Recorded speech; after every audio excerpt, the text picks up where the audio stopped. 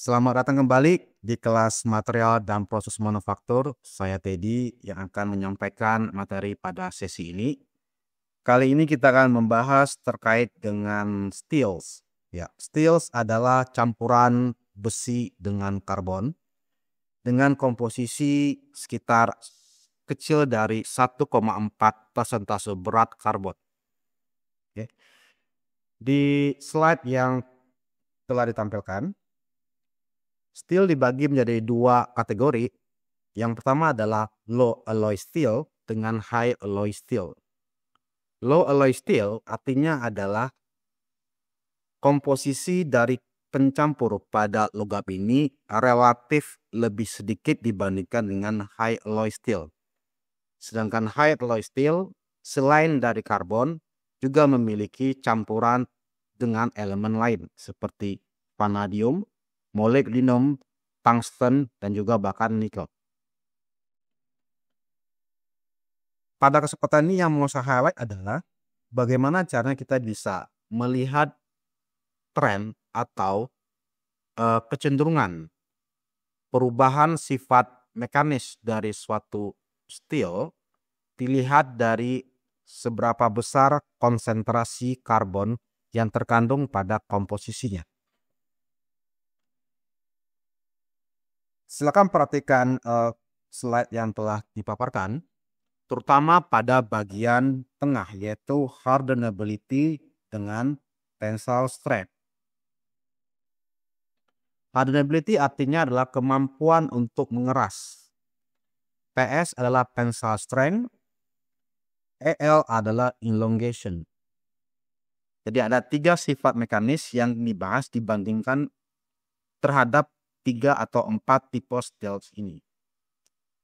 Pada data ini terlihat bahwa hardenability pada steel low alloy berdasarkan pada jumlah karbon yang terkandung pada campuran ini, semakin banyak jumlah karbonnya, hardenability-nya semakin tinggi. Ya. Jadi kemampuan untuk mengerasnya semakin tinggi. Dengan kata lain, alloy ini bakalan lebih keras gitu ya. Jadi di sini notasinya menggunakan 0 sampai +3. Tren yang sama juga dilihat ataupun disampaikan pada tensile strength. Yang awalnya pada low carbon memiliki nilai tensile strength relatif lebih rendah. Ketika karbonnya nambah, lama-lama semakin tinggi. Sehingga high carbon steel memiliki kecenderungan tensile strength yang lebih tinggi dibandingkan low carbon steel. Namun yang menarik adalah ternyata pada elongation trennya berubah. Yang sebelumnya tensile strength memiliki hubungan positif terhadap jumlah karbon, untuk elongation semakin banyak karbon yang terkandung dalam suatu campuran, elongation dalam suatu metallic alloy kecenderungannya semakin kecil. Ya. Jadi low carbon steel memiliki elongation yang cukup bagus, sedangkan high carbon steel memiliki elongation yang jauh lebih rendah dibandingkan dengan low carbon. Sehingga kita bisa memaknai bahwa sifat hardenability dan tensile strength berbanding terbalik dengan elongation dari suatu material.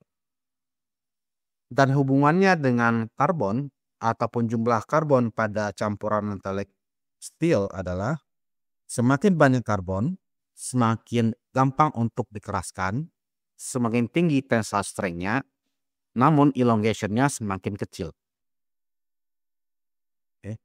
Oleh karena adanya perubahan sifat mekanis yang cukup signifikan ini, aplikasi ataupun penggunaan dari steel ini berbeda-beda. Contoh, misalkan yang kelompok pertama yaitu kelompok plain low carbon steel. Di sini terlihat bahwa contoh aplikasinya adalah pada automotive structure atau sheet. Simpelnya, aplikasi dari penggunaan material ini bisa kita lihat pada material pembentuk bodi dari suatu mobil. yang bentuknya bisa melengkung, bisa menjadi beberapa bentuk yang unik, bergantung kepada keadaan si stamping proses. Bentuk-bentuk unik tadi bisa direalisasikan dikarenakan hardenability dan tensile strength dari low carbon lebih rendah, dan kemampuan untuk mengubah bentuknya yang dikuantifikasikan dalam elongation untuk low carbon relatively lebih tinggi. Sehingga dengan gampangnya kita bisa mengubah bentuk dari suatu bagian bodi dari metal, bodi dari mobil dengan menggunakan material low plane carbon. Sedangkan sisi ekstrim lainnya adalah pada high carbon steel digunakan untuk aplikasi diimplementasikan pada sesuatu yang membutuhkan kekerasan yang tinggi. Contohnya adalah sesuatu yang kita gunakan untuk memotong seperti drills ataupun mata bor, gergaji, dan sesuatu yang kita gunakan untuk menekan. Ini istilahnya die set ataupun cetakan suatu metal stamping. Oke. 3 aplikasi ini membutuhkan material yang memiliki tingkat hardness tinggi. Kenapa? Karena ketika digunakan, benda-benda ini bakalan mengalami gesekan dengan benda lain. Sehingga agar benda ini tidak mengalami perubahan bentuk, diharapkan material pembentuk dari mata bor, gergaji memiliki nilai hardness yang tinggi. Dan itu bisa direalisasikan pada high carbon steel. Seperti contoh ini. Oke. Selanjutnya yang menarik adalah pada bagian high alloy. High alloy merupakan campuran steel dengan konsentrasi karbon yang tinggi, namun diberikan tambahan elemen pencampur lainnya seperti kromium, nikel, molybdenum, tungsten, dan vanadium. Oke. Salah satu contoh high alloy adalah stainless steel, yang keunikannya adalah stainless steel ini adalah yang utama memiliki kemampuan ketahanan terhadap korosi, ya, yang disebabkan oleh karena adanya lapisan oksida yang dibentuk oleh kromium dan nikel.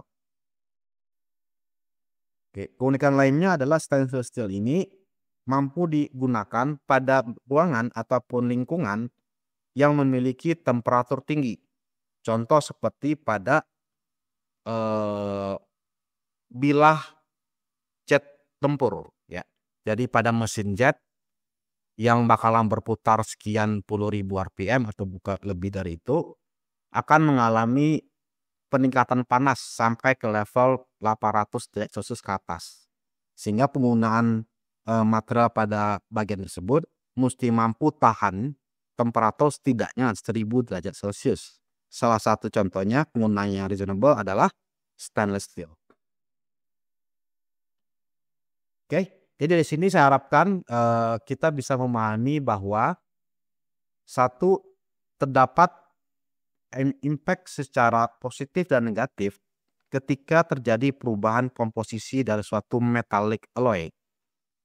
Untuk kasus ini, perubahan karbon terlihat impact-nya pada hardenability dari suatu alloy, efeknya positif, dan juga efek positif pada tensile strength. Namun efek yang secara inverse terjadi pada elongation. Artinya semakin banyak karbon, kecenderungan elongation-nya semakin kecil. Nah, untuk beberapa aplikasi khusus, contoh stainless steel, dengan kontribusi ataupun sifat dari elemen pencampur lainnya, memiliki keunikan pada aplikasi yang bisa digunakan pada industri-industri tertentu. Sekian untuk materi sesi hari ini. Terima kasih atas perhatiannya. Saya harapkan bisa dipahami dan sampai jumpa pada materi selanjutnya. Terima kasih.